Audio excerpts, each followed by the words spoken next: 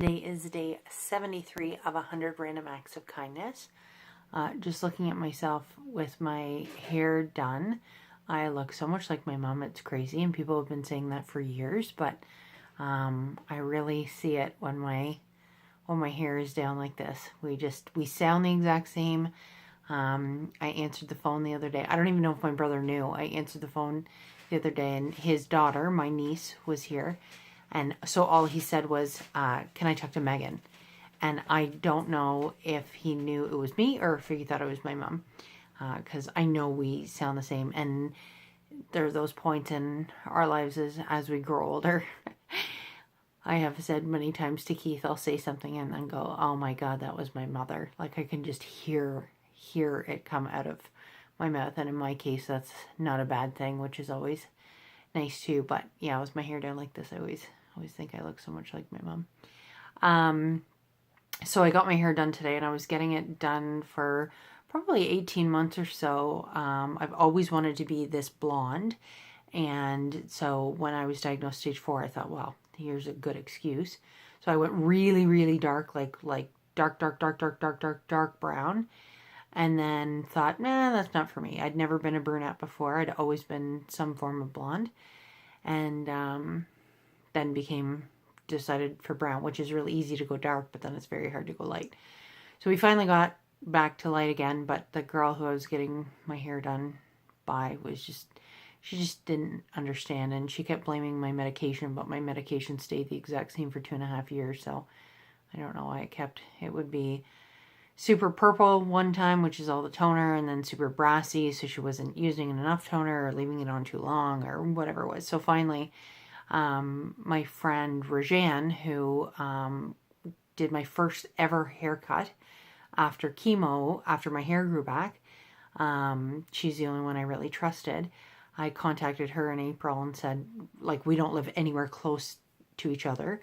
And even when I come home to visit my family, she's still 40 to 45 minutes away. So it's not like we're ever in the same town or anything, and I don't care. I'm going to her from now on because she nails it both times now. Like I haven't had to go, my hair's kind of yellow. Like she just nails it. So on Monday I got to see Julie, and then Tuesday I got to see Jenny, and then today I got to see Rajan, and tomorrow I get to see my friend Christy, and Friday I go home. So my random act of kindness is for all those girls who have made space for me, whether it's emotional space or physical space. And when I let them know I'm coming home, when we come home, it's just a whirlwind every time. And we're often home for an event, whether it's a wedding or somebody's birthday or something. We're usually home for something. So before we even step foot in town, we already have a number of plans. And I'm very grateful that I love my family very, very much. And many of my friends are like family, but it's very tough to fit everybody in, especially when we're home Friday night to Sunday morning kind of thing. It's a 36-hour turnaround, and we want to see as many people as we can. So when I come home for weeks like this, I'm usually absolutely exhausted, but it's so worth it to try to see as many people as I can.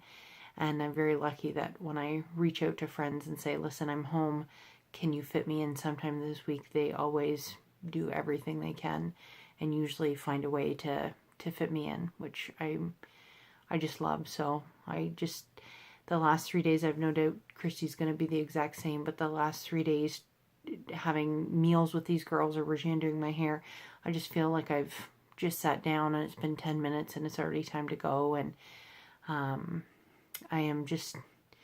count my blessings so often those are the kind of relationships I have. So like I try to kind of summarize every video with, if you have somebody who's sick, I beg you, the last thing to do is to pull away. We have enough people in our lives that pull away. We have enough things in our lives that don't stay the same, that change, that we have no control over. So when people really lean in and they give me their attention and their love and their support and their friendship, it means so, so, so much to me. I can't even expressed to you, when people, Regina and I were talking about it, when people are willing to have those tough conversations that some people shy away from, or, you know, just tell me to keep fighting, which, like I've talked about many times, is a very arbitrary idea. Because whether I want to fight or not, the cancer is going to do the exact same thing.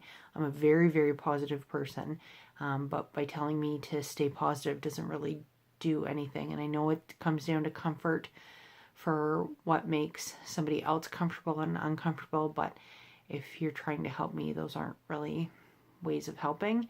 Whereas if you're willing to sit down with me or ask what I need, and oftentimes it's not like I have a list of things of what I need, but just being asked is often so nice. So to you four girls, I am so grateful for all of you and everybody who I always get to see. I've been very lucky. Last night I had